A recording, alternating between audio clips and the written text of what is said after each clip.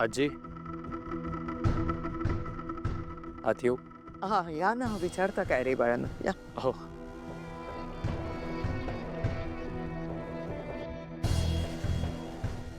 आजी, खरं तर तुला एवढ्या रात्री डिस्टर्ब करायचं नव्हतं, पण पण आजी, घरात जे काही घडतंय ना, त्यामुळे खूप अस्वस्थ झाल्यासारखं वाटतंय का?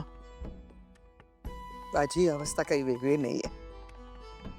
आजी, आपण कुठल्या चुकीची शिक्षा देतोय लीलाला? मला खरंच कळत नाहीये. आजी, आपण काहीतरी करून लीलाला या घरात परत आणायला हवा. आय थिंक जर तू दुर्गा वहिनींशी बोललीस तर कदाचित त्या त्यांचा हट्ट सोडतील. हो आजी. आजी, लीलाने आजपर्यंत या घरासाठी, आमच्यासाठी काय काय नाही केलंय. आमचा नवीन बिझनेस तिच्यामुळेच तर सुरू झाला.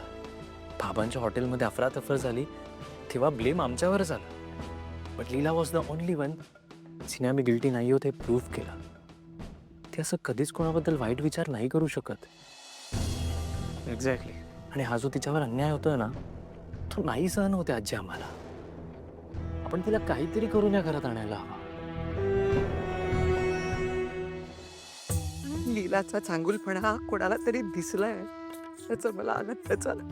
का आजी, तू प्लीज रडू नकोस.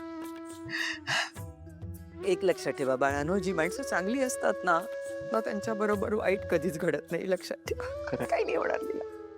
लीला चांगली आहे. आपण तिला परत आणूया. हे घर तिचंच आहे. या घरात तिची जागा दुसरं कोणीही घेऊ शकणार नाही.